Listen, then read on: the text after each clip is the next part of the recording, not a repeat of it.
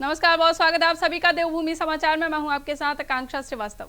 Bulletin की शुरुआत करते हैं। दिल्ली में नेता प्रतिपक्ष राहुल गांधी और सांसद प्रियंका गांधी को युवाओं के आंदोलन के दौरान पुलिस द्वारा हिरासत में लिए जाने के विरोध में कांग्रेस कार्यकर्ताओं में आक्रोश देखने को मिला। आपको बता दें कि देहरादून स्थित प्रदेश कांग्रेस मुख्यालय में देर शाम बड़ी संख्या में कार्यकर्ता एकत्र हुए। इसके बाद प्रदेश अध्यक्ष गणेश गोदियाल के नेतृत्व में कांग्रेस कार्यकर्ताओं ने राजभवन कूच किया। वहीं प्रदर्शन के दौरान कांग्रेस नेताओं ने केंद्र सरकार पर लोकतांत्रिक अधिकारों के दमन का भी आरोप लगाया। आपको बता दें कि कांग्रेस का कहना है कि सरकार तानाशाही रवैया अपना रही है और युवाओं की आवाज को दबाने का प्रयास किया जा रहा है। वहीं कार्यकर्ताओं ने सरकार के खिलाफ नारेबाजी करते हुए विरोध दर्ज कराया और राहुल गांधी व प्रियंका गांधी की गिरफ्तारी को गलत बताया। प्रदर्शन को देखते हुए सुरक्षा के पुख्ता इंतजाम भी किए गए।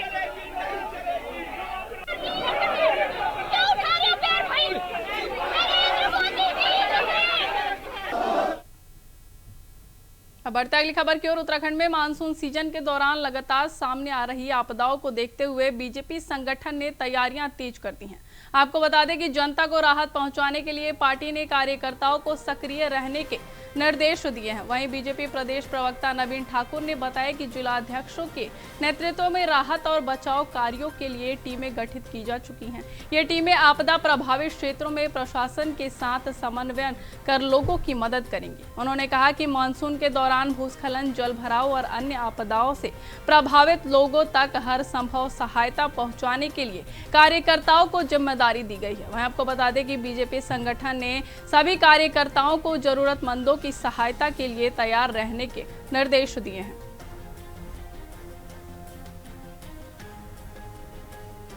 सरकार के स्तर पर बता दूं, माननीय मुख्यमंत्री ने सभी अधिकारियों को 13 के 13 जिला अधिकारियों को सख्त निर्देश दिए हैं कि वो अपने अपने फील्ड में रहें, सतर्क रहें, लगातार निगरानी रखें। कहीं पर भी इस प्रकार की जो घटना होती है, कोई भी आपदा की घटना होती है, तत्काल राहत जो आम जनता तक पहुंचनी चाहिए। संगठन स्तर पर भी जो है हमारी टीम तैयार है। हमारे जिलाध्यक्षों के नेतृत्व में जो पार्टी के कार्यकर्ता हैं वो हमेशा जो है इस प्रकार की आपदाओं के लिए मदद के लिए तैयार रहते हैं। और जहाँ जहाँ इस प्रकार की घटनाएं होती हैं, भारतीय जनता पार्टी का कार्यकर्ता जमीनी स्तर पर जो है वहाँ पहुंचकर राहत पहुंचाता है और मदद के लिए हमेशा तत्पर रहता है। देखो, हमारे पिताजी कहते हैं शर्म चोरी करने में होनी चाहिए, शर्म झूठ बोलने में होनी चाहिए, बाकी चीजें शर्म नहीं होनी चाहिए।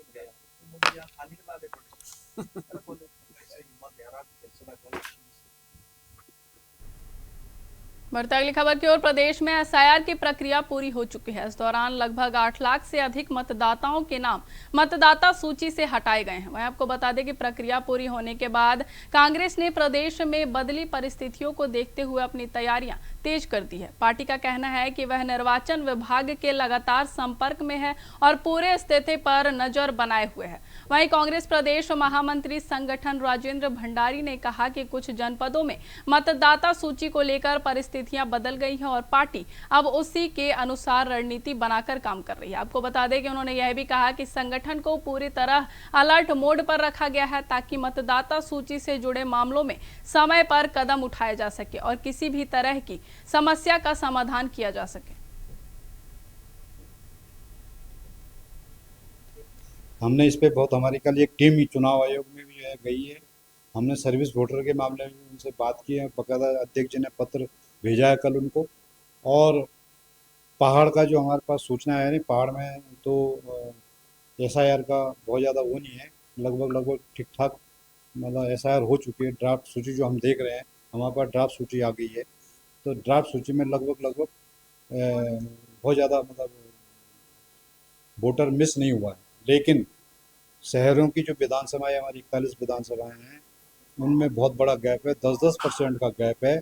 उस पर हमारी टीमें, हमारे BLA2 और हमने हर बूथ पे एक निगरानी समिति बनाई। अब बढ़ते अगली खबर की ओर। देहरादून में अतिवृष्टि प्रभावित क्षेत्रों का कैबिनेट मंत्री गणेश जोशी ने स्थलीय निरीक्षण किया। उन्होंने राजपुर स्थित सपेरा बस्ती पहुंचकर बारिश से क्षतिग्रस्त हुए मार्गों का जायजा लिया और संबंधित विभागों के अधिकारियों को तत्काल सुरक्षात्मक कार्य शुरू करने के निर्देश भी दिए। आपको बता दें कि मंत्री ने खाला गांव में क्षतिग्रस्त सड़क मार्ग के पुनर्निर्माण कार्यों का भी निरीक्षण किया। उन्होंने अधिकारियों से सुरक्षा दीवार और सड़क निर्माण कार्यों को गुणवत्ता के साथ प्राथमिकता से पूरा करने को कहा।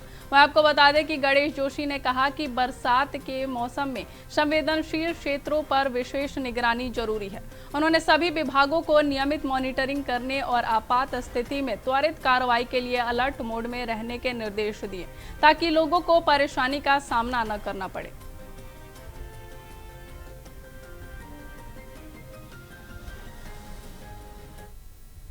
अब बढ़ते अगली खबर की ओर। उत्तराखंड, हिमाचल प्रदेश और जम्मू कश्मीर में लगातार हो रही भारी बारिश ने जनजीवन को बुरी तरह प्रभावित कर दिया है। कई इलाकों में नदियां उफान पर हैं, जबकि भूस्खलन और फ्लैश फ्लड की घटनाओं से सड़क संपर्क बाधित हो गया है। कई जिलों में प्रशासन ने रेड अलर्ट जारी किया है और लोगों से सुरक्षित स्थानों पर रहने की अपील भी की है। देखिए हमारी एक खास रिपोर्ट। इससे जलस्तर बहुत बढ़ता जा रहा है। आप लोगों से अनुरोध है कि बाहर की तरफ आ जाएं। नदी के किनारे कोई ना रहे। उत्तराखंड से लेकर हिमाचल प्रदेश और जम्मू कश्मीर तक प्रकृति रौद्र रूप दिखा रही है। कहीं मूसलाधार बारिश, कहीं भूस्खलन, कहीं फ्लैश फ्लड, तो कहीं उफनती नदियां। प्रकृति के रौद्र रूप से देवभूमि में त्राहिमाम मचा है। कई सड़कें बंद हो गई हैं, स्कूलों में छुट्टियां घोषित करनी पड़ी हैं और प्रशासन लगातार अलर्ट पर है। देखिए बारिश के कहर पर ये रिपोर्ट।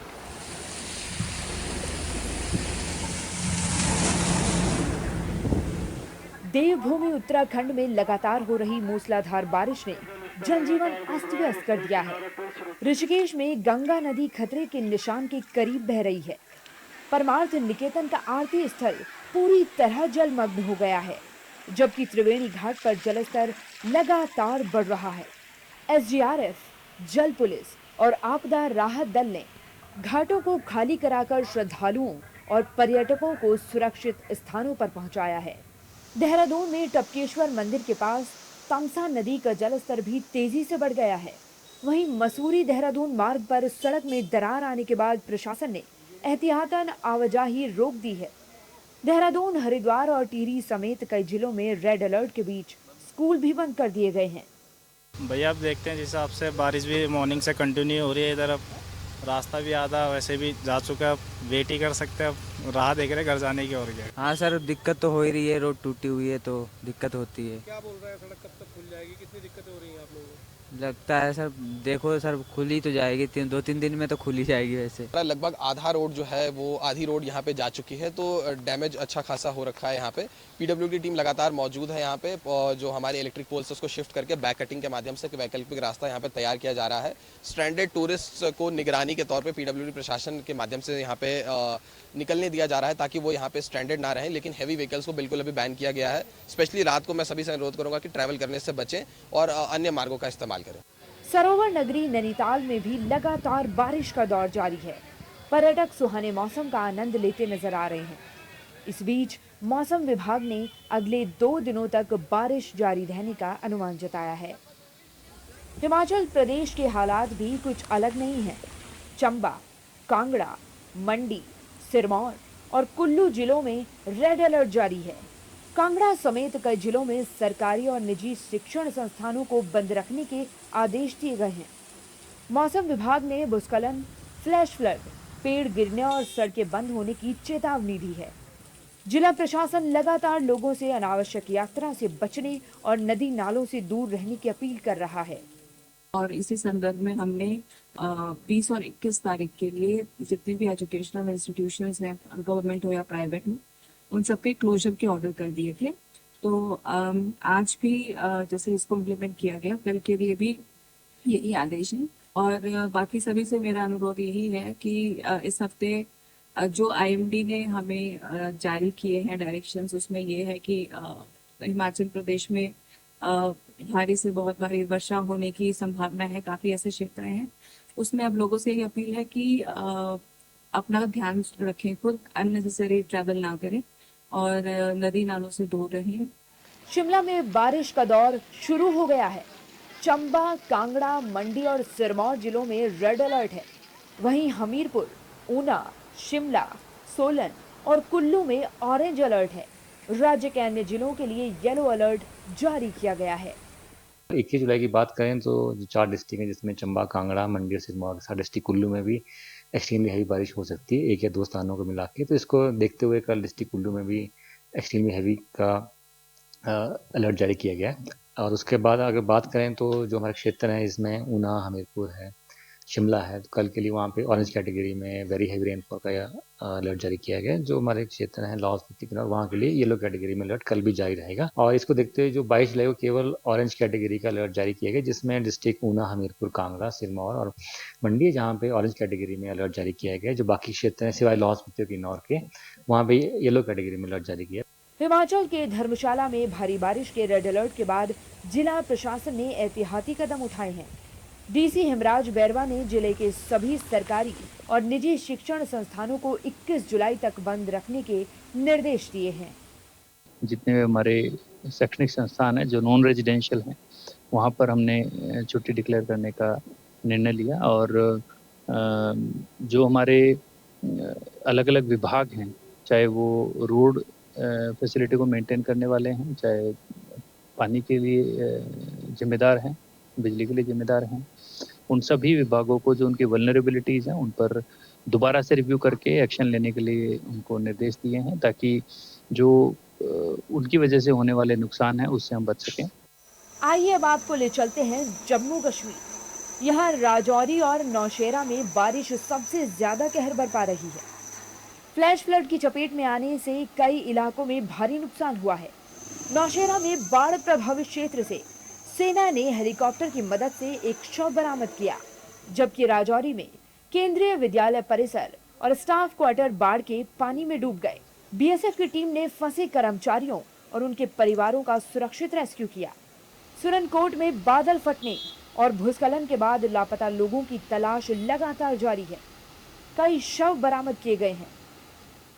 सब डिस्ट्रिक्ट हॉस्पिटल नौशेरा में लेके जा रहे हैं, वहाँ से इसको आइडेंटिफाई करके प्रॉपर प्रोसीजर फॉलो करते हैं। अभी शव की पहचान हो पाई है या नहीं हो पाई? ये पहचान के लिए हम इसको नौशेरा सब डिस्ट्रिक्ट हॉस्पिटल लेके जा रहे हैं और वहीं से आइडेंटिफाई करके जो बाकी फॉर्मेलिटीज पूरी करके तो उनको हैंडओवर करेंगे। जिसकी भी गाड़ी होगी उसको। राजौरी में भी बारिश ने काफी तबाही मचाई है। यहाँ फ्लैश फ्लड ने 3 जिंदगियां निकल ली। लोगों का काफी नुकसान हुआ है। प्रशासन राहत और पुनर्वास कार्य युद्ध स्तर पर चला रहा है। बिजली, सड़क और पेयजल जैसी आवश्यक सेवाओं को जल्द बहाल करने के प्रयास जारी हैं। यहाँ पे पीछे स्कूल है और लगभग यहाँ से हज़ारों लोगों का रास्ता ये चलने का, हॉस्पिटल का भी जाता है, ऊपर पावर हाउस वाली साइड भी ये रास्ता जाता है। पीछे मेरा मकान है सर, मैं मेहनत मजदूरी करी के काम करना सर, रास्ता सारा रुड़ी गया। स्कूल है बाकी थू हज़ारों लोग लंघने सारे ही आई है, दिक्कत आई है, थू लंघने ने बहुत मुश्किल है। मेरे मकान ने अंदर पानी गया, मेरा बहुत बड़ा नुकसान हुई है। आपको पता है कि परसों रात में जब IMD की गाइडलाइन भी थी, जिसके अकॉर्डिंग यहाँ पर जिस तरीके से जो पानी आया उस वजह से यहाँ पे पुराने बस स्टैंड के पास में जो नुकसान हुआ, जहाँ तो थे ने देखा उनको क्या रीज़न रहा किस तरीके से। और जो यहाँ पर जो 3 बॉडीज़ भी मिली, डेथ हुई है, लोग जो यहाँ पर काफ़ी लोगों का नुकसान हुआ उसको देखा है। पूरा जो रिस्टोरेशन है इंफ्रा का, पावर सप्लाई का, वाटर सप्लाई का, रोड्स का, वो रिव्यू किया, उसको जल्दी से जल्दी किया जाए जिससे कि लोगों को सहूलियत हो। फिर हमने यहाँ विजिट किया जहाँ पर कि वहाँ पर जितने लोग थे वो लोग यहाँ पर रह रहे हैं, इनकी सुविधाओं को देखा, किस तरीके से इनको सुविधाजनक रखा जाए उसको देखा गया। लोगों से सबसे रिक्वेस्ट है कि अभी की IMD की गाइडलाइंस है हैवी रेनफॉल की, तो जो भी नाले के पास ना जाएं, कहीं नदी के पास ना जाएं, सेफ़र जगह पर रहें, कहीं भी इधर उधर वेंचर ना करें, उन चीज़ों को ध्यान रखें। और DC साहब इसमें जो नुकसान हुआ उनका जल्दी से जल्दी जितना भी SDRF में जितना परमिसेबल है उसको रिलीफ दे रहे हैं, बाकी चीज़ों को भी देखें। Thank you. स्कूलों की छुट्टियां को ऑब्जर्व किया जाएगा। अभी तक तो छुट्टियां हैं, यदि यही रहता है तो उसको छुट्टियों को बढ़ा दिया जाए। तो उसमें नंदी सूल में जो ढोक है वहाँ पर रहा है, वहाँ पर इंफॉर्मेशन मिली, वहाँ पर टीम भेजी गई है, तो वहाँ पर 7 बॉडी रिकवर की गई है। वहाँ पर माइग्रेटी थे, वहाँ पर बड़ा अनफॉर्चुनेट हुआ है, तो उनको अभी रिकवर किया। पहाड़ों पर लगातार बरस रहा पानी अब लोगों की चिंता बढ़ा रहा है।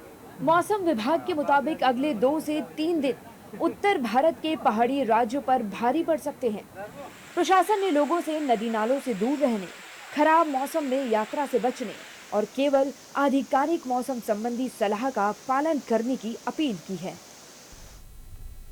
अब बढ़ते अगली खबर की ओर। मसूरी देहरादून मार्ग पर पानी वाले बैंड के पास एक बार फिर यातायात बाधित हो गया। भूस्खलन के बाद सड़क पर गिरे पेड़ और भारी मलबे के कारण मार्ग पूरी तरह बंद हो गया। मैं आपको बता दें कि सड़क बंद होने से मसूरी पहुंचने वाली आवश्यक सेवाएं भी प्रभावित हुई। सूचना मिलने के बाद लोक निर्माण विभाग की टीम मौके पर पहुंची और जेसीबी की मदद से सड़क पर आए मलबे और पेड़ों को हटाने का काम शुरू किया है। मैं आपको बता दें कि मार्ग बंद होने से सड़क के दोनों ओर वाहनों की लंबी कतार लग गई है, जिससे यात्रियों को भारी परेशानी का सामना करना पड़ रहा है। प्रशासन की ओर से जल्द मार्ग खोलने के प्रयास किए जा रहे हैं, लेकिन लगातार भूस्खलन से राहत कार्य में दिक्कतें आ रही हैं।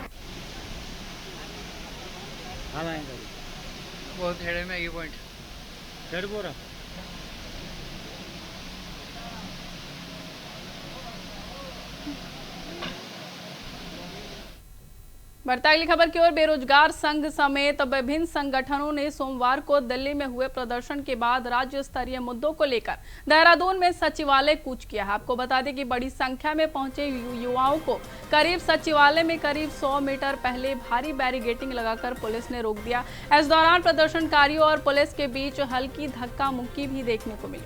वहीं प्रदर्शनकारियों ने उत्तराखंड अधीनस्थ सेवा चयन आयोग और उत्तराखंड लोक सेवा आयोग के माध्यम से विभिन्न विभागों में रिक्त पदों पर जल्द भर्ती प्रक्रिया शुरू करने और विज्ञापन जारी करने की मांग उठाई है। उनका कहना है कि लंबे समय से खाली पड़े पदों पर नियुक्तियां नहीं होने से प्रदेश के हजारों युवा बेरोजगारी की मार झेल रहे हैं। वह आपको बता दें कि प्रदर्शनकारियों ने सरकार को चेतावनी दी कि यदि जल्द भर्ती विज्ञापन जारी नहीं किए गए तो आंदोलन और तेज किया जाएगा। उनका कहना है कि प्रदेश का बेरोजगार युवा अपने अधिकारों की लड़ाई लगातार जारी रखेगा।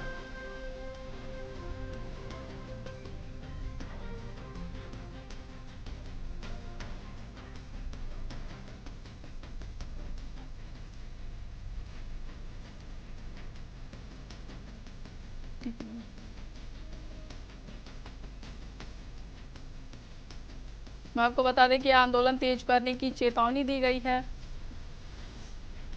सचिवालय कूच पर बेरोजगार संघ के जो युवा हैं, विभिन्न संगठनों ने सोमवार को दिल्ली में हुए प्रदर्शन के बाद राज्य स्तरीय मुद्दों को लेकर देहरादून में सचिवालय कूच किया। आपको बता दें कि बड़ी संख्या में पहुंचे युवाओं को सचिवालय से करीब 100 मीटर पहले भारी बैरिकेडिंग लगाकर पुलिस द्वारा रोका गया।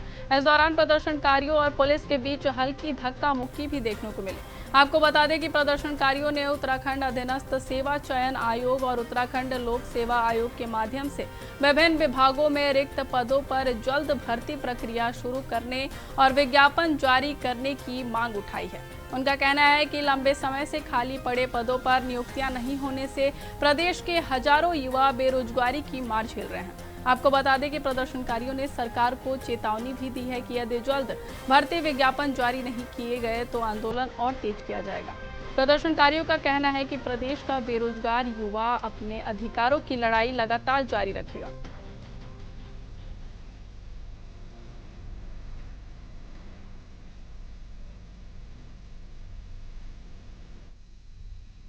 बढ़ते अगली खबर की ओर। हरिद्वार की टिबड़े स्थित संजय नगर कॉलोनी में गुलदार के घुसने से लोगों में दहशत फैल गई।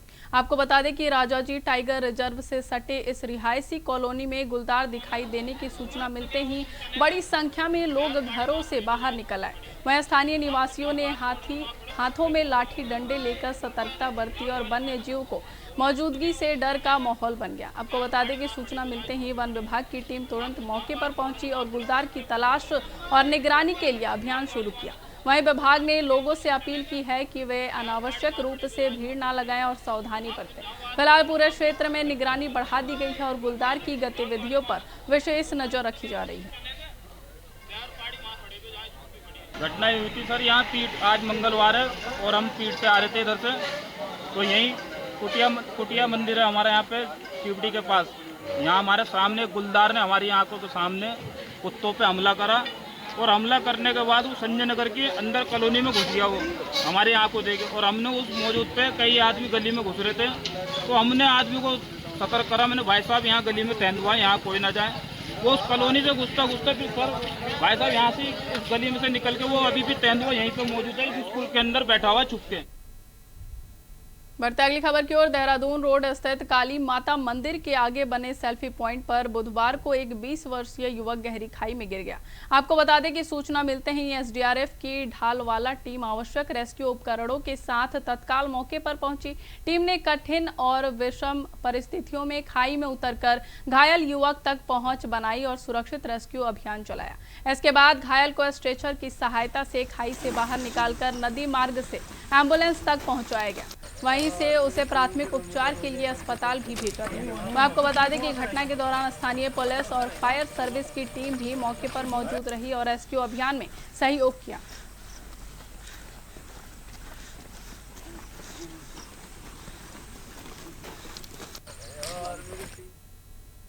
बढ़ते अगली खबर की ओर। देहरादून के रायपुर क्षेत्र में बुजुर्ग महिला से हुई लूट की वारदात का पुलिस ने महज 12 घंटे के भीतर खुलासा कर दिया है। आपको बता दें कि पुलिस ने 2 आरोपियों को गिरफ्तार कर लूटा गया पूरा सामान बरामद भी कर लिया है। पुलिस के अनुसार 19 जुलाई को गढ़वाली कॉलोनी में घर पर अकेली बुजुर्ग महिला के पास 2 युवक नगर निगम कर्मचारी बनकर पहुंचे। घर में घुसने के बाद उन्होंने महिला को बंधक बनाकर सोने के कुंडल, अंगूठी, 3000 रुपए नकद और मोबाइल लूट लिया। वहीं एसएसपी के निर्देश पर पुलिस ने करीब 65 सीसीटीवी कैमरों की फुटेज खंगाली और सागर सिंह रावत व अंकित गुप्ता को जंगल क्षेत्र से गिरफ्तार किया। आपको बता दें कि पूछताछ में सामने आया कि नशे के आदी आरोपियों ने जानकारी के आधार पर वारदात की योजना बनाई थी। रायपुर थाने में दी गई और उसमें बताया गया कि उनकी माता जी जो कि घर पे अकेली थी, 2 से 2:30 बजे के बीच 2 व्यक्ति आते हैं अपने आप को नगर निगम का कर्मचारी बताते हुए और वो दरवाज़ा खुलवाते हैं। दरवाज़ा खुलवाने के बाद वो उनकी माताजी के साथ मारपिटाई करके उनके कुंडल, अंगूठी, मोबाइल फ़ोन और जो घर में रखे पैसे थे वो लूट कर ले जाते हैं। इस घटना के बाद एसएसपी महोदय द्वारा इसका संज्ञान लेते हुए घटना की गंभीरता को देखते हुए टीम का गठन किया गया, जिसके पश्चात इसमें जो हमारी टीम है उनके द्वारा लगभग 65 से 70 सीसीटीवी कैमरे देखे गए और उसके आधार पर 2 संदिग्ध उसमें प्रतीत हुए, जिनकी पहचान जब की गई तो सागर और अंकित नाम के निकले। जो सागर था वो उसी गढ़वाली कॉलोनी का रहने वाला था जहाँ पर के लूट की घटना को अंजाम दिया गया है। वो नशे का आदी है और जो उसका दोस्त है अंकित वो भी उसके साथ ही रहता है। तो उसने इस घटना के संबंध में उसको बताया और ये कहा कि 2 से 2:30 बजे के बीच वो जो महिला है वो लगभग अकेली रहती है। तो इस को अंजाम देने के लिए वो लोग वहाँ पर पहुँचे अपने आप को नगर निगम का कर्मचारी बताते हुए और वो ये सामान जो था लूट कर ले गए। इनकी गिरफ्तारी आज की गई है। इनके पास से जो सामान था वो पूरा बरामद कर लिया गया है और इनके विरुद्ध लूट का मुकदमा दर्ज कर लिया गया है। फिलहाल मेरे साथ इस बुलेटिन में बस इतना ही। देश और दुनिया की तमाम खबरों के लिए देखते रहिए इंडिया वॉइस। नमस्कार।